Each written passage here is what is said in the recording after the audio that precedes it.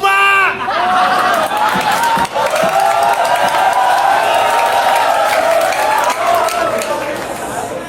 Sa Mindanao, isa ako sa mga demonyong dumura, pero ako'y nabalot ng kutsa dahil sa malakabayo kong mukha!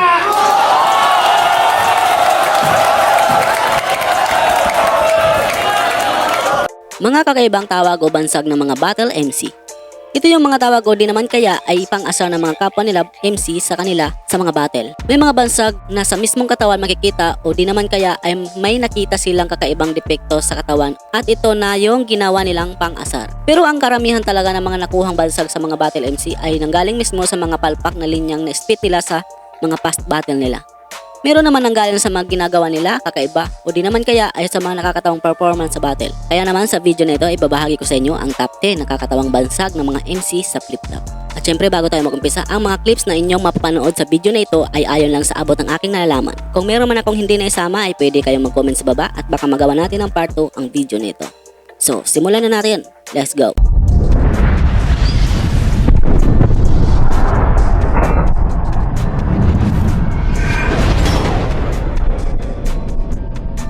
Top number 10. Hentai Kamen.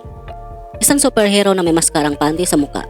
Ito na ang pinaka-the best na bansag na nagawa sa Flip Top. Mismong si Husky na talaga ang nagpangalan nito sa sarili niya at hindi lang ito basta pinangalan ay kundi in-apply pa talaga niya ito sa kanyang mga battle. Yun nga lang medyo malaswalang panoorin at hindi rin pasok sa kultura ng hip-hop ay masasabi pa rin nating sobrang entertainment ng ginawang paghubad ni Husky sa laban niya na ito. Ako! Ang pinakamalibog na makikilala mo. Kaya yari ka sa akin. Pagkat ako! Ang forbidden superhero! Ako si Hentai Kamen. Tininitim! Tininitim!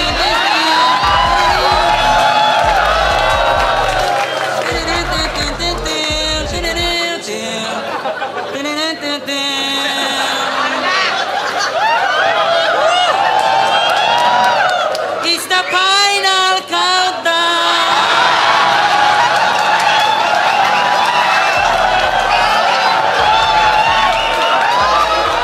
Kapit nun, Mel. I-try mo yan sa akin. Yari ka kay Hentai Kamen.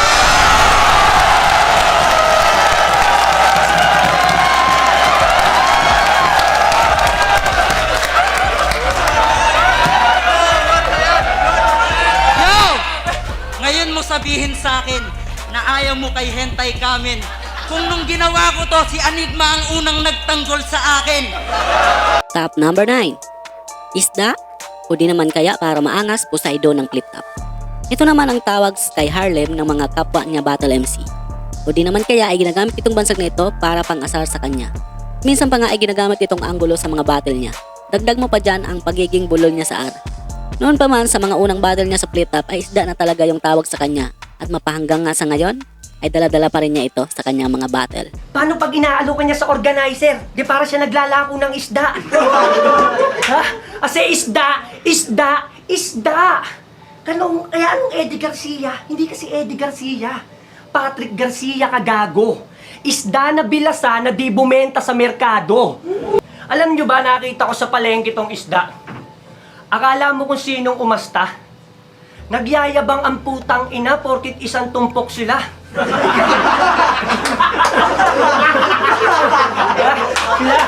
Ikaw na isda ka, sarap mong uliin sabay ibenta sa palengke. Pero kahit na 100 kilo ka pa, hindi kita babayaran miski 20. At ikaw na pusit ka ba, tandaan mong tag-iiyawat dati. Ano pinapahid mo dyan? Tae! Ito ang... Top number 8. Sunog na adobo. Well, hindi naman ito ang naging bansag kay Marshal Bonifacio. Ang kaso nga lang, nakatatak na ito sa kanyang pangalan na pag sinabing Marshal Bonifacio, ito na agad ang maalala mo sa kanya. Pero ito talaga ang hindi makakalimutan ng mga battle MC nung minsan siyang inutusan ni Sir Enigma na magluto ng adobo sa kasamang palad ay natulugan niya ito kaya nasunog. Kaya naman, palagi natin maririnig sa mga laban ni Marshal Bonifacio ang sunog na adobo angle. Atat na atat ka daw maging uprising. Kumakamao kahit tulog. Nagliliyab sa sobrang init. Yung adobo niya sunog. Una natin pagkikita. Akala ko adik ka. At sa shabu-sabog, Kasi may don't sleep na nalalaman eh. Sobrang lakas ng loob. Pero nawala bilib ko sa'yo, Marshall. May mga gabi ka rin tulog. Tinulugan mo utos ni Arik. Ikaw dahilan kung ba't ang adobo sunog.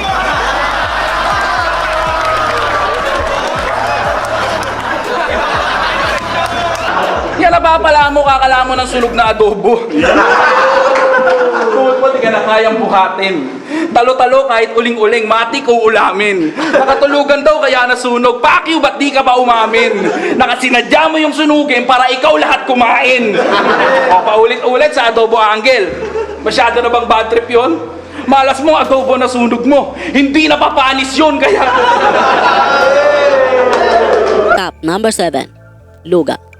Kahit bago pa lang sa flip top ay nabigyan agad ito ni Jonas ng bansag. Hindi natin may pagkakaila na mahusay talaga itong si Jonas maghanap ng butas na kahit nga kagrupo niya itong si C9 ay wala talagang taga sa kanya ang mga tinatago nitong sikreto. Di ko lang alam kung totoo nga ba itong binigay na bansag kay C9 pero masasabi ko talagang effective din yung ginawa ni Jonas na ito lalo pat dala na ito ni C9 sa mga battle at ginagamit na din itong pang-asar sa kanya. Sa kaliwa, sa kanan, sa likod, sa harapan. Manda B versus Luga Part 2. Wala bang palakpakan dyan? Yo! Teka. Yumabang ka na simula nung natuto kang maglinis ng tenga. Ang dami nang nagbago sa'yo, Bronson. Simula nung in-sponsoran ka ng cotton buds ng Johnson. Kamusta? Luga? Oo, Luga palayaw niyan. Siya ang pinakamalakas kumonsumo ng bulak sa Bulacan. Elementary pa lang daw yung Luga neto, grabe na. Para ka daw laging nasa McDo kasi naka-unli gravy ka. One time nga, nakatulog to sa table ng teacher nila nung recess. Pagising niya, pukin ng ina, ang lambot na ng desk.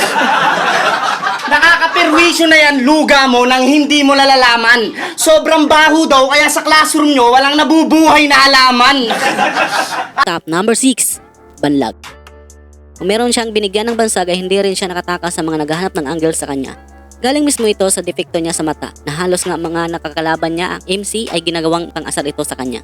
At kahit nga yung matalik niyang kaibigan na si Hilibkram ay binanat din ito kay Jonas. Well, di naman yan tinatanggi ni Jonas kasi kitang-kita naman sa kanya. Minsan pa nga ay sinasakyan na lang niya ito o di naman kaya ay ginagawa niya na lang ng magagandang ribat. Boss! Eto na ba yung sinasabi mong malakas at magaling? What's up, idol? Idoling? Ang ina! Ang bangis! Yung isang mata lihes! Sabay niyang nakikita yung east at tsaka west!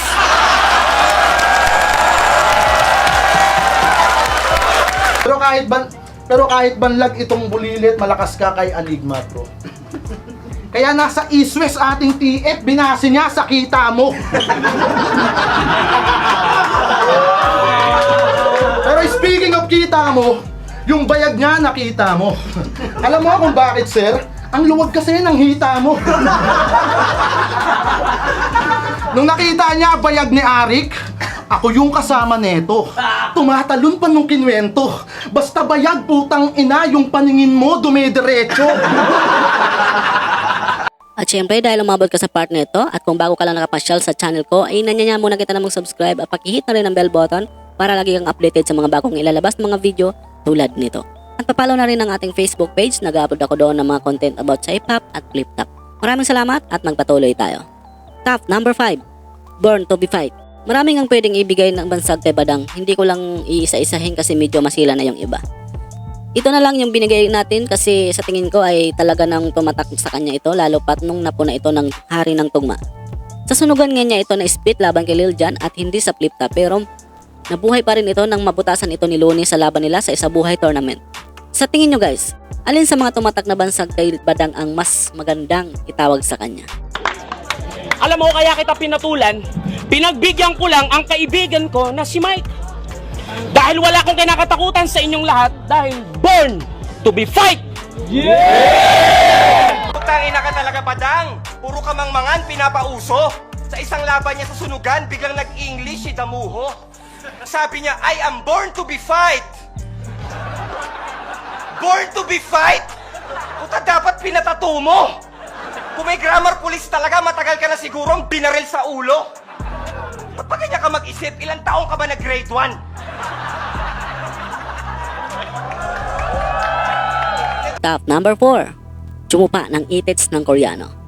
Hindi naman talaga ito ang tunay na bansag kaysa ito dahil ang totoo talagang bansag sa kanya ay daga na binasi na rin sa laki ng kanyang ngipin. At hindi lang sa kanya ginamit ito, pati na rin kay Tip CD at Delo. Ito lang napili kong bansag sa kanya kasi sa tingin ko ito yung talagang bumenta. Sa totoo nga niyan, dalawa to eh. Yung isa ay lata sa nido kung saan ito ang dahilan kung bakit siya ay nakulong. Sa tingin nyo guys, may naisip ba kayong magandang bansag kaysa ito?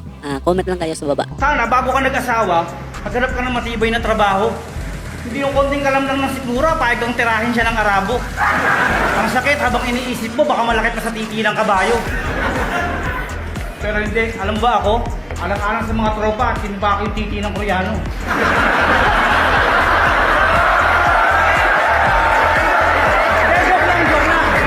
Joke lang. Real talk. Si Enigma nakabiyar din sa akin. Sabi niya pa nga, Shai, sumahay ka na, araw-araw masarap pagkain natin. Sabi ni Saito, alang-alang daw sa tropa, tsinyuba niya yung titi ng Koreano. Saito, di kami naniniwala na pumayag yung Koreano.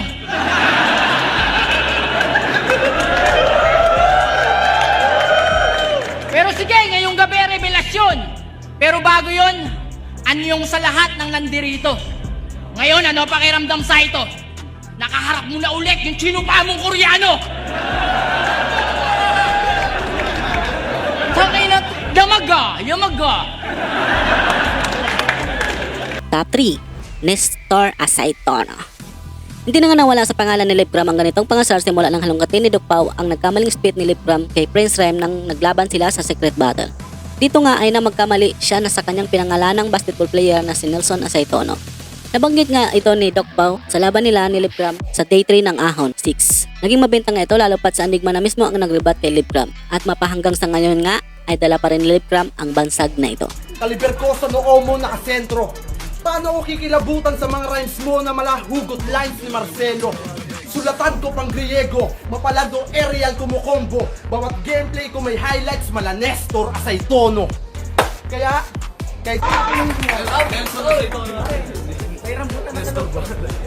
Secret Battles, may linya tong di ko makalimutan. Sa pagbanggit niya ng pangalan pati si Enigma, naparibat na sa kanyang kabobohan. Alam mo na kagad, Sir, naalala mo yung sinabi nito? Bawat gameplay ko may highlights mala Nestor Asaitono. Puki ng inaka, who the fuck is Nestor Asaitono? Number 2. Palaman sa sabon. Naging bansag nga ito kay Spade o Goryong Talas na ngayon. Isang di inasang freestyle ang binitawan ni Spade sa laban nila ni Delo na naging dahilan nga para gawing anggulo sa kanya kada battle niya. At kahit nga nagpalit siya ng kanyang pangalan ay di pa rin nawawala at palagi nga itong ginagawang pangasar sa kanya. Silencer! Gusto mo ng mamon? Yung makapal na labing to, pare ko, gagawin kong palaman dun sa sabon na hindi mo na kailangan pang imulat. Wasa ka sa akin, pare ko, alam kong wala kang sinulat. May magandang halimbawa si Spade, unawain natin. Silencer! Gusto mo ng mamon? Yung makapal na labing to, pare ko, gagawin kong palaman dun sa sabon na hindi mo na kailangan pang imulat. Ano daw? Baka kailangan na slow it down. Silencer! Gusto mo ng mamon? Yung makpwe! Chong! Kahit freestyle pa yon, malaking kagaguhan yon. Ultimo si Aklas na labuhan doon.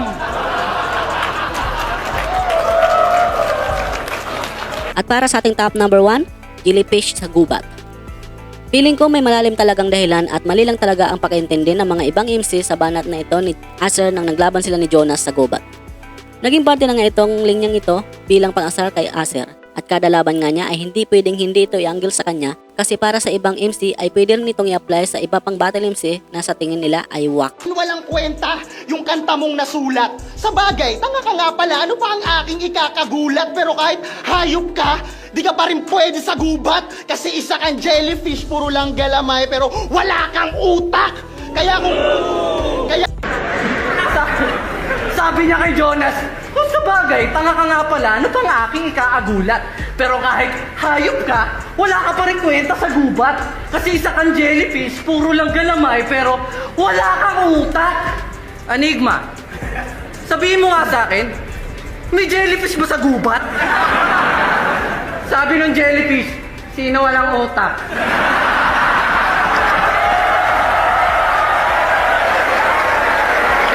Hanggang dito lang guys yung video ko ngayong araw na ito at maraming salamat sa inyong panonood at sana ay nag-enjoy kayo. Siguro makakagawa pa tayo ng iba't ibang part ng video na ito. Marami pa akong ilalabas na video about sa flip top at pakiabang-abang na lang po. At syempre don't forget to like this video para naman may pakita ni YouTube sa iba pang manonood.